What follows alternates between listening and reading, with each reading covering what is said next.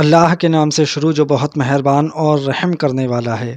ناظرین کرام، دو بھائی تھے، ان میں سے ایک عابد اور دوسرا فاسق تھا۔ عابد کی آرزو تھی کہ وہ شیطان کو اپنی محراب میں دیکھے۔ ایک دن اس کے پاس انسانی شکل میں ابلیس آیا اور کہنے لگا، افسوس ہے تجھ پر، تو نے اپنی عمر کے 40 سال نفس کو قید اور بدن کو مشقت میں ڈال کر ضائع کر دیے۔ تمہاری جتنی عمر گزر چکی ہے اتنی ابھی باقی ہے۔ اپنے نفس کی خواہشات پوری کر کے لذت حاصل کر لے، اس کے بعد دوبارہ توبہ کر لینا اور واپس عبادت کی طرف لوٹ آنا۔ بے شک اللہ تعالیٰ بخشنے والا مہربان ہے۔ یہ سن کر عابد نے اپنے دل میں کہا، میں نیچے جا کر اپنے بھائی کے پاس 20 سال لذات حاصل کروں گا اور خواہشات پوری کروں گا، پھر توبہ کر لوں گا اور اپنی عمر کے باقی 20 سال عبادت میں صرف کر دوں گا۔ اب یہ نیچے اترنے لگا۔ ادھر اس کے گنہگار بھائی نے اپنے نفس سے کہا، تو نے اپنی عمر کو نافرمانی میں ضائع کر دیا اور تیرا بھائی جنت میں جبکہ تو جہنم میں جائے گا۔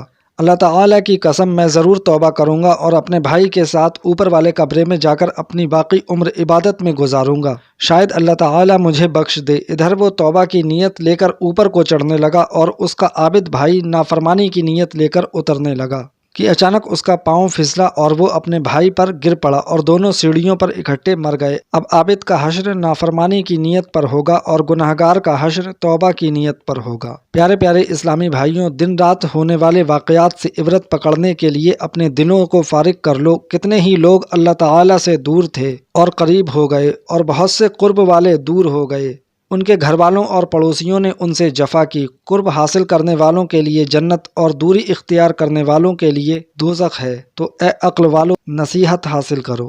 ایک اور واقعہ ہے۔ حضرت سیدنا امام ابو محمد علیہ الرحمہ فرماتے ہیں، 3 زاہد دوران سال فقط اللہ تعالیٰ کے بھروسے پر زاد راہ لیے بغیر حج کے ارادے سے بیت اللہ شریف کی طرف روانہ ہوئے۔ راستے میں انہوں نے عیسائیوں کی ایک بستی میں قیام کیا۔ تینوں زاہدوں میں سے ایک کی نظر ایک خوبصورت نصرانی عورت پر پڑی تو اس کا دل اس کی طرف مائل ہو گیا۔ جب تینوں نے سفر کا ارادہ کیا تو اس نے ہیلے بہانے سے ان کو ٹال دیا اور خود وہیں بیٹھ گیا۔ اس کے دونوں ساتھی چلے گئے اور اس کو بستی میں ہی چھوڑ دیا۔ اب اس نے اپنے دل کی بات اس عورت کے والد سے کی۔ اس نے کہا، اس کا مہر تجھ پر بہت بھاری ہے، تم اس کی طاقت نہیں رکھتے۔ اس نے پوچھا، کیا مہر ہے؟ اس کے والد نے کہا، تو دین اسلام کو چھوڑ کر عیسائیت میں داخل ہو جا۔ چنانچہ اس زاہد نے نصرانی ہو کر اس عورت سے نکاح کر لیا اور 2 بچے بھی پیدا ہوئے۔ آخرکار وہ نصرانیت پر ہی مر گیا۔ جب اس کے دونوں ساتھی سفر سے واپس آئے تو اس کے متعلق دریافت کیا تو انہوں نے بتایا کہ وہ تو نصرانیت پر مر چکا ہے اور نصرانیوں نے اسے اپنے قبرستان میں دفن کر دیا ہے۔ تو وہ اس کی قبر پر تشریف لے گئے۔ وہاں ایک عورت اور 2 بچوں کو قبر پر روتے ہوئے پایا۔ وہ دونوں بھی دور سے رونے لگے۔ عورت نے ان سے پوچھا، آپ کیوں رو رہے ہیں؟ انہوں نے اس کی عبادت، نماز اور زہد کا تذکرہ کیا۔ جب عورت نے یہ سنا تو اس کا دل اسلام کی طرف مائل ہو گیا اور وہ اپنے دونوں بچوں سمیت اسلام لے آئی۔ حضرت سیدنا شیخ ابو محمد یہ واقعہ بیان کرنے کے بعد فرماتے ہیں، جو مسلمان تھا کفر پر مرا اور جو کافر تھا اسلام لے آیا۔